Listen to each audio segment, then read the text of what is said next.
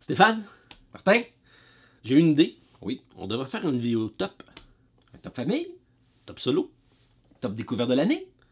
puis meilleure expérience ludique. C'est parti!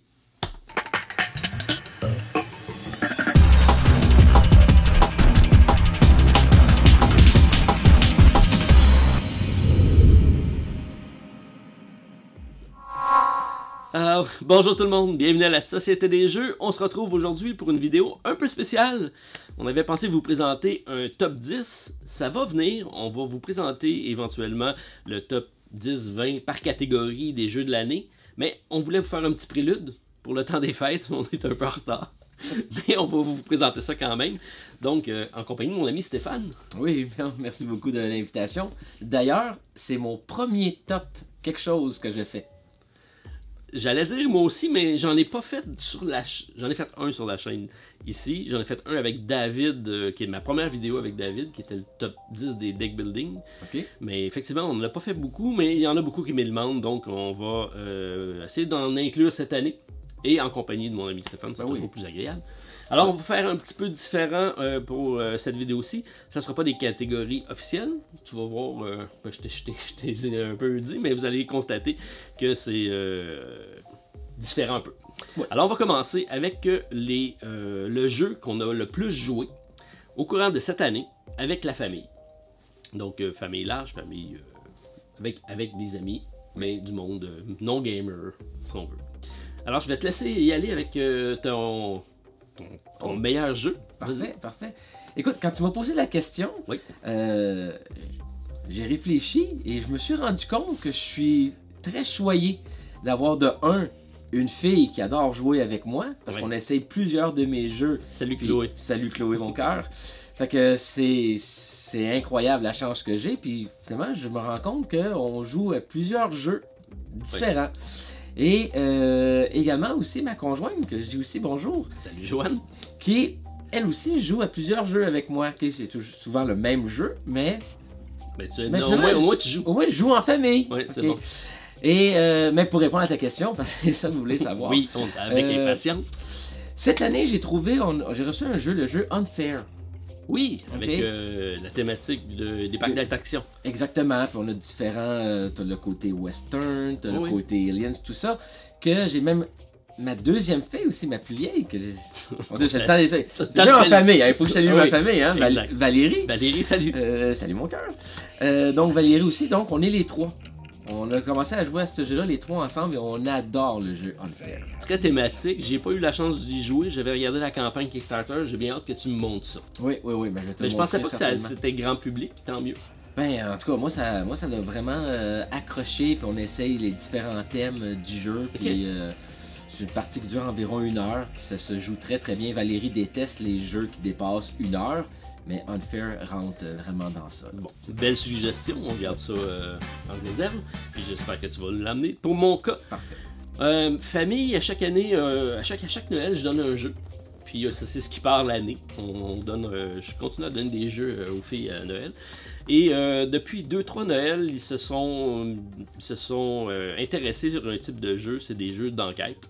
Alors, on a joué à CS File, c'est parti avec Mysterium, mais tous ces jeux de ce esprit-là.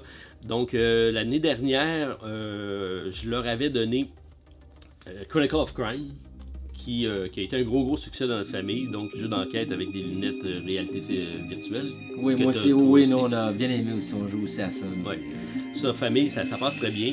Puis tout le monde y met son petit grain de sel, donc c'est participatif, c'est très le fun. Et ce Noël-ci, donc on a joué énormément un autre jeu du même style, et je nomme Paranormal Detective, qui est un autre jeu d'enquête, mais avec des esprits. Et la façon de communiquer est très intéressante. On a une tablette de Ouija, on a des cordes à tresser, il peut écrire dans le dos quelque chose. Tu peux contrôler la main pour écrire. C'est ça. C'est très très intéressant. Puis on essaie de faire découvrir le meurtrier de la personne qui est décédée. Assez intéressant. Donc on a joué plein de parties, ça a toutes les fois super rigolo. C'est ce jeu de famille-là, nous, qu'on joue, et ça passe très bien. Suggestion. Alors, si on regarde pour notre deuxième catégorie, parce qu'on est quand même des gamers, puis dans les jeux les plus joués cette année, mais en solo. Oui. Alors, je te laisse partir encore le bal. J'ai regardé ma liste des jeux que j'ai joué le plus souvent en solo et je sais que c'est un jeu, celui que je vais nommer, a été une frustration pour plusieurs personnes, un combat aussi pour mon acolyte, tout ça. Et j'ai hésité, est-ce que je le dis pour pas vous frustrer? Mais le jeu que j'ai joué le plus souvent cette année est sans contredit le jeu Unbroken. Qui est en haut ici. Qui est en haut. Je le cache pour pas que vous le voyez. Et c'est un jeu que j'ai apprivoisé à gagner.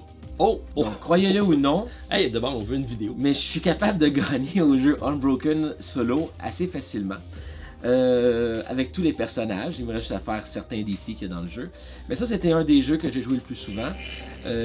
Mais je dois aussi nommer mon autre jeu, là, mon jeu solo là, par excellence, c'est Marvel Legendary. Legendary, oui, c'est vraiment classique. Ça, c'est un jeu qui a des extensions. À chaque année, ça sort 2-3 nouvelles par année. D'ailleurs, il y a 2 semaines, c'est l'extension de Shield qui est sortie. Fait que ça demeure vraiment mon jeu là, que je joue régulièrement. Oui. Mais pour répondre à la question et pour respecter le thème, Unbroken pour moi. Le jeu le plus joué en solo pour Stéphane. Oui. D'ailleurs, le Legendary, on en avait fait, on s'était inscrit sur un site Facebook. À chaque semaine, il y avait des challenges qui étaient publiés et on essayait de jouer. On jouait par correspondance et on se challengeait mutuellement sur une partie solo. Je trouvais le système intéressant. Bon, on avait fait aussi à la chaîne, j'avais fait une vidéo. Oui, je me rappelle. De participer. Oui, allez voir, je vais mettre le lien directement à la vidéo. Et si ça vous tente, il y a toujours un score de fait. Puis, à battre. À mon avis, mon score était tellement élevé que les gens ont dit on va laisser gagner Stéphane. J'en doute. Ok, au niveau des jeux solo pour ma part, j'y vais avec un jeu qui a été une des vidéos les plus regardées cette année sur ma chaîne. Un jeu que j'avais contribué sur Kickstarter mais qui est sorti en boutique. C'est un jeu que j'ai apporté dans mes vacances, qui se joue n'importe où, avec ou sans table. Et j'ai nommé Palm Island. Ah ben. Palm Island, jeu que j'ai apporté durant mes vacances. J'étais sur la plage, j'en faisais des parties une après l'autre. Il y a également des challenges à réaliser d'une partie à l'autre qui te donnent des bonus de cartes qui s'additionnent dans ton petit deck. Okay. J'ai pas encore réussi à tout ça, ça a vraiment l'air intéressant. Écoute, j'ai fait la vidéo sur un coup de tête quand je l'ai eu. Vous irez la voir, je le mettrai encore en lien. Mais c'est l'une des vidéos les plus regardées, mais c'est vraiment une vidéo que j'ai fait comme ça, sur un coin de table. Bref, ça a été une belle réussite. Par contre, je vous dirais que ce n'est qu'une question de temps avant qu'il soit déclassé par un autre jeu qui est à peu près dans le même esprit que tu m'as parlé. Et c'est Champion, qui commence à prendre beaucoup de place dans mes soirées solo. Je les accumule l'une après l'autre parce que le jeu est suffisamment difficile pour me donner envie de rejouer. C'est ce que j'aime d'un jeu, moi, c'est quand c'est difficile, je réussis pas, mais je suis sur le bord de le réussir, puis j'essaie de trouver la façon de le faire. Alors, non, j'ai adoré, j'ai aussi joué quelques parties, mais on joue ensemble. En solo ensemble. Oui. On se met sur en Skype. Solo ensemble, on expliquera ça comment on fait ça. C'est juste nous autres qui peuvent faire ça. Oui, mais oui, c'est ça. Comme tu allais dire, on se met sur Skype et on joue. On prend la même composition de deck, puis on part la partie ensemble. Mais ce qui est drôle, c'est souvent on meurt les deux en même temps. Hein? Ben, souvent, je meurs avant toi même. C'est vrai, mais on meurt pareil. On meurt pareil. Mais oui, c'est excellent comme jeu. Ok, donc c'était notre deuxième catégorie. Notre troisième catégorie, on va y aller avec notre surprise de l'année. Donc un jeu qu'on a essayé, qu'on n'avait pas nécessairement intérêt à l'acheter ou à l'avoir, ou même si on l'a acheté, qu'on l'avait mis de côté en disant « Bah, on verra », puis finalement, on a été surpris et étonné par le jeu. Je te laisse partir le ballon encore une fois. Ouais. Eh bien, je dois t'avouer que c'est un jeu que j'ai découvert sur Kickstarter. Oui. Okay? Et je l'ai pris juste parce qu'il y avait un engouement pour ce jeu-là, sans savoir qu'est-ce que c'était. Ça m'intrigue. Il n'y avait pas de jeu, il n'y avait pas de figurines. Déjà, c'est très surprenant. Oui, déjà en partant, je ne suis pas attiré. Qu'est-ce que vous voulez, hein? Franchement, je ne suis pas attiré par ça. Je trouvais les couleurs du jeu aussi, pas trop certaines. Du rose, du vert fluo dans le jeu. Sur Kickstarter, cette année en rose et mauve. Oh oui, je connais Dinosaur Island, mais... Mais c'est une petite couleur un peu pastel du jeu. Okay? En tout cas, j'ai dit ok, je l'ai pris, je l'ai reçu et ça a été ma grande découverte de l'année. D'ailleurs, on a fait une vidéo avec ça, on a joué. Ah oui, ok, oui, oui. Le jeu ok. Escape Plan. Oui. Ça, c'est un jeu là que j'ai... Wow! Lacerda fait vraiment de petits bijoux. C'est pas des petits bijoux, les boîtes sont immenses, là. Mais effectivement, on en a fait une partie. Je l'ai même fait découvrir à d'autres personnes qui sont venues au pub. Je leur ai le montré. Bref, pour moi aussi, c'est un coup de cœur dans le sens que ça sort des sentiers battus. Ça ressemble à rien d'autre qu'on a. C'est vraiment une belle découverte. Puis de ce que j'ai entendu, Lacerda fait des jeux quand même assez complexes, Oui. mais celui-là est facile à expliquer. J'avais joué une partie en famille, on avait joué avec, Les anglophones. avec Ludovic, puis avec Andrew. Non, ça s'apprend bien en jouant, puis non, moi j'ai adoré. Une belle surprise. Vraiment, ah oui, ouais, ma grande surprise de l'année, Escape Plan. Escape Plan. Ok, pour ma part, j'y vais avec un jeu que j'avais contribué sur Kickstarter. C'est un jeu, c'est un gros jeu. Puis finalement, j'ai débarqué de la campagne en disant non, j'y vais pas, c'est pas pour moi. C'est pas pour moi. J'ai déjà quelque chose de cette compagnie-là qui est placé très haut dans les jeux. J'ai fait des vidéos avec mon ami Martin Lafrenière de la zone de jeux de société. D'ailleurs, qui m'a réinvité pour aller l'essayer avec lui. On l'avait amené au LAL, on l'a pas sorti, on l'a pas joué, parce qu'on n'avait pas eu le temps, c'est une panne électrique. Mais c'est le jeu Cloudspire. Cloudspire de Too Many Bones, qui est la même compagnie qui fait Too Many Bones, Chip Theory Games. C'est un Tower Defense, et par la thématique, ça m'intéressait pas du tout. Mais quand j'y ai joué, c'est vraiment c'est plus que Tower Defense. C'est vraiment une histoire basée autour de ça. On doit défendre des positions. Les personnages avancent sur la map aléatoirement, mais c'est toute une belle programmation d'action. Bref, les parties sont longues. On en a fait une partie avec Martin, on était censé mettre ça en ligne. On n'a même pas réussi à tout finir de faire le film au courant d'une soirée. Donc il faut se revoir pour la finir. Mais c'est vraiment une belle découverte. Mais si je mets, parce que je vois toujours un petit deuxième, mais un que je viens de découvrir dans le temps des fêtes, il est sorti en 2019, c'est pour ça que je le mets là, mais il est sorti dans le dernier mois, fait qu'il est tout nouveau, et c'est Maracaibo, ici, de Alexander Pfister. J'adore l'auteur, c'est vraiment un de ses chefs-d'œuvre probablement, je vous dirais que c'est le plus accompli des jeux qu'il a fait présentement. Et en plus, il y a un mode Legacy, ce qui est très intéressant, mais c'est pas un Legacy qui va altérer le jeu, c'est un Legacy qui peut être joué ou pas joué. On n'est pas obligé de le prendre, le mode Legacy, c'est juste des tuiles qui vont s'additionner. Puis on a des cartes d'histoire, puis on a toujours des choix à faire. Et donc, on peut rejouer l'histoire parce qu'on ne fera jamais les mêmes choix à la même place, ça va changer d'une fois à l'autre. Puis c'est un jeu de parcours de course, donc on tourne autour d'un... On est dans en navire. Dans le temps où on va découvrir les Caraïbes. Donc, on va influencer les navires français, anglais et espagnols. Bref, très très beau jeu. Il réussit à faire des jeux euro, mais avec une thématique forte. Bien aimé. J'imagine qu'on va en faire une partie ou deux, mais je pense que tu vas aimer ça. Ok, parfait. Je sais que tu aimes l'esprit un peu bateau. On avait joué assez fort. Oui, j'aime ça, moi. Avec les pirates et tout ça. Tout est là. Ouais. C'est une grosse mécanique, gros jeu, beaucoup de choses, mais c'est très très accessible. Belle surprise pour moi, je ne m'attendais pas à ce que j'aime autant de jeux. Si on continue avec une autre thématique un peu différente si on veut, puisque c'est des jeux qu'on n'a pas. Je t'ai proposé de dire, de regarder parmi ce qui est sorti cette année, ou récemment, est-ce que tu as un jeu pour lequel tu dis « Ah, je l'ai vu sur tel site » ou « Je l'ai vu présenté par tel YouTuber, mais ça me tente de l'acheter, je ne l'ai pas encore essayé. » Donc, j'en ai quelques-uns, moi, puis ça sort vraiment de ce que j'ai dans ma ludothèque. C'est pas du tout la même chose que qu'est-ce que j'ai normalement. Puisque je suis parti, j'y vais. Vas-y, t'es bien parti. Je suis bien parti. Alors, c'est une thématique politique. Oh, ok. On n'a pas ça, j'ai pas ça dans la ludothèque. Et c'est deux jeux qui ont le même type de mécanique, si on veut. Un est historique, parce qu'on parle du monde arabique, l'influence de secteurs.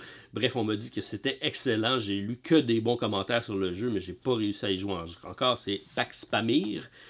Tu connais probablement pas. Pas ça du tout. Il n'est pas très élégant non plus. C'est sorti également sur Kickstarter. Je pense que c'est une réédition d'un jeu qui était déjà sorti, mais amélioré. Puis il joue également solo, celui-là. Donc, il m'intéressait. Et dans le même esprit, à 2 joueurs, qui a fait l'unanimité aussi sur certains YouTubers, c'est Watergate, qui reprend un peu la problématique Watergate aux États-Unis avec le président Nixon, je pense. Oui, Puis les journalistes. Et là, un clan, l'autre clan, puis on s'envoie des... c'est un jeu de ping-pong politique où est-ce qu'on va dévoyer des choses. En tout cas, il y a du monde qui joue des centaines de parties une après l'autre là-dessus. Bref, ça m'a assez suscité d'intérêt pour essayer d'aller voir, mais c'est pas de quoi que je sais que je sortirais facilement. Mais je suis assez curieux pour aller y jeter un coup d'œil. Puis peut-être que tu aurais la chance de gagner. Qui sait? Ouais, je pense que tu as ça, l'âme politique. Ah, mais ça me surprend, des bons choix. Bons choix. De mon côté, c'est beaucoup moins imprévisible. Il y a un jeu cette année que, ben, à vrai dire, encore là, c'est une sortie de Kickstarter qui était... la campagne commençait en 2018, mais le jeu est sorti en 2019. Puis j'avais regretté de ne pas avoir contribué, faire un all-in. Donc, c'est un jeu de figurines? C'est un jeu de figurines, OK. D'une compagnie que j'adore et que j'ai toute la série des jeux qui sont déjà sortis. Sauf celui-là. Sauf celui-là. Vous allez comprendre. Donc, ça me manque à ma collection. Oui. Donc, c'est le jeu, sans plus tarder, c'est le jeu Jeanne d'Arc. Oh! OK. Mais ce n'est que partie remise. Ce n'est que partie remise parce que la version 1.5 vient de terminer. OK. Et j'ai contribué à petite échelle. Petite échelle. Raisonnable. C'était raisonnable. Parce que c'est un gros jeu. C'est un gros jeu. On avait l'option du jeu de base. C'est juste une boîte. Avec juste assez d'éléments pour jouer une partie. Comme ça, mais bon. Non, c'est quand même assez raisonnable. Ça a l'air raisonnable.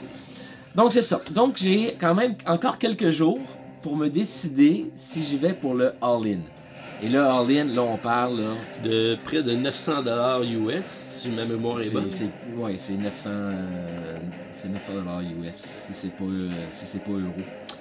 Ouch! Oui, c'est assez gros. Puis je pense qu'on va faire une campagne. C'est ça, le problème avec la 1.5, ils ont sorti d'autres extensions qui s'ajoutaient déjà à d'énormes extensions. Je pense après une vingtaine de boîtes pour le jeu. C'est un jeu grandiose. Fait que là, il me reste quelques jours à décider. Mais ça, c'est un jeu qui manque dans ma collection. Je vais vous laisser influencer Stéphane, donc en répondant en commentaire à la vidéo. Si vous souhaitez que Stéphane fasse un all-in, je vous invite à répondre au sondage. Oui. D'ailleurs, j'ai eu l'invitation de un de nos auditeurs, oui, Antoine, qu'on salue bien. Antoine Galerno, salut à toi. Salut à toi. Tu as eu la chance de rencontrer? Absolument. On l'a rencontré au tome 2 à Saint-Jean. Et puis, lui, il a le jeu Jeanne d'Arc. Ouais, je pense qu'il nous l'avait même offert si on veut l'essayer. Exactement.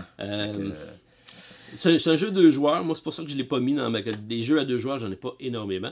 Puis, j'ai pas l'occasion de le sortir à part qu'avec toi. Fait que je te laisse l'acheter, c'est plus simple pour moi, puis je joue avec toi. Mais encore là, c'est un jeu que quand tu l'installes sur la table, ça prend à peu près 1 heure, 2 heures l'installer.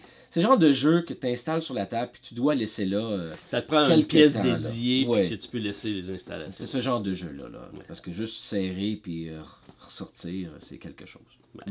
On sort et après, on sert. On a compris. C'est bon. Donc oui, ça me manque dans ma collection, mais minimalement, j'aurai la boîte de base. Les odds sont ouverts. Je vous tiens au courant. Oui. OK, on finit donc notre vidéo avec une dernière catégorie qui est une expérience ludique qui a été marquante au courant de l'année. Donc, c'est pas nécessairement le jeu de l'année, c'est pas nécessairement, ça peut être juste l'ambiance, les personnes avec qui on était. Bref, l'expérience ludique qui t'a plus marqué cette année en 2019, Stéphane? Écoute, ça a été vraiment ma sélection la plus rapide. Ah oui? Parce qu'il y a une expérience ludique que j'ai adorée, mais vraiment adorée. Il s'agit du jeu Nemesis, parti à 5 joueurs. Puis par coïncidence, elle est en ligne. Elle est en ligne, Elle est en ligne. Fait que ça me tente de voir mon expérience préférée en direct, mais pas en direct, mais filmée. Oui. Allez-y, c'est une partie qu'on avait jouée avec David, avec Martin, avec Ludovic.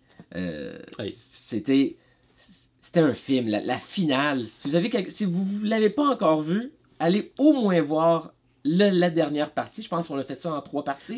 Écoutez au moins la première et la dernière. Oui, si on veut. Parce que la première, vous devez remettre la mise en contexte. Oui, c'était aussi intéressant comment c'était réalisé parce que en regardant la vidéo, vous savez quel est l'agenda caché de tout le monde, mais que nous, pendant la partie, on ne le savait pas. Alors ça, c'est assez intéressant. Puis on comprend les subtilités des moves des certaines personnes, dont toi qui m'as laissé mourir, parce que c'était ça. Moi, j'ai appris que tu voulais me tuer aussi, dès le départ. Et oui, quand même. Tu méritais juste ça. Mais non, de loin, là, cette année, j'ai eu énormément de plaisir. C'était comme on sortait d'un film, puis une fois la partie terminée, puis que je racontais la partie, c'est comme si je racontais un film. C'était... Oui, d'ailleurs, j'ai écouté le podcast à David qui relate l'émission qui parle de son expérience de Nemesis. Puis les punchs qu'il donnait un après l'autre, ça avait l'air tout programmé comme quoi... Ça n'avait même pas de bon sens comme c'était cinématographique comme expérience de jeu. Ouais, Nemesis. Ben écoute, Nemesis, je l'ai mis dans mes mentions spéciales. Mais je savais que tu allais le prendre. Fait que je te l'ai laissé. J'ai mis aussi en mention spéciale Escape Plan, que tu as précédemment mentionné, parce que c'est effectivement des expériences ludiques fort intéressantes. D'ailleurs, juste à penser que tu n'es pas réussi à sortir, moi j'en ai encore. Eh oui, on joue notre partie à 4 joueurs. Je suis le seul qui se fait arrêter par la police. Encore et encore. Encore et encore. Mais je vais y aller avec un jeu que j'ai pas à ma collection. Un jeu que j'ai vraiment adoré l'expérience, que vous m'en reparlez encore souvent et qu'on a étiré ça de 2018 à 2019. Ça a été complété en 2019. C'est notre fameuse série avec Achille contre Hector. J'ai adoré ce jeu-là. C'est un jeu qui est grandiose, mais très simple. C'est un jeu de cartes. On les active, on bouge, belle planification, jeu d'échecs. Moi, franchement, là, j'ai adoré Mythic Battle Pantheon. Il n'y a rien encore. J'en ris pas. Non, ok. Bon. Je me suis fait voler la partie. C'est incroyable. C'était incroyable. Mais c'était épique. C'était épique. C'était épique. C'était épique. Quelle partie. Vois-tu, j'avais même pas pensé parce que j'étais en 2018. J'avais oublié qu'on avait... On l'a commencé en 2018, mais on l'a terminé fin de 2019. Quel jeu. C'est vrai. Donc, oui, moi j'ai adoré. Puis d'ailleurs, tu es en train de faire une campagne avec ta fille, tu me disais. Oui. Dans le livre, on avait une deuxième campagne. Fait qu'effectivement, on est rendu, c'est 9 scénarios à compléter. On a fini 4. Et elle mène. Salut Chloé. C'est Zeus, c'est le clan Zeus contre le genre contre Arès. Et là, on a accès à tout. Ben, c'était pas mal les deux exactement. qu'on avait. Par contre, là, on a accès à tous les dieux, tous les personnages de toute la collection. OK. On avait le choix aussi de le faire. Oui, mais on a vu à peine un dixième du jeu lorsqu'on vous l'a présenté, parce qu'il y a des maps, il y a le Poséidon dans l'eau, il y a vraiment plein de trucs là-dedans. En tout cas, bref, moi, c'est une expérience ludique que j'ai appréciée.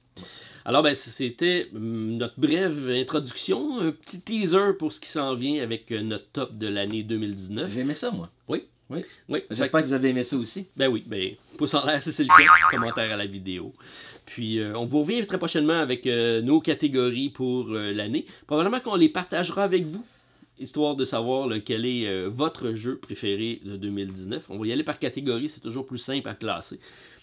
Donc, on se revoit très prochainement pour la suite. Absolument. Salut tout le monde. Au revoir. À la prochaine. Bye bye. Bye.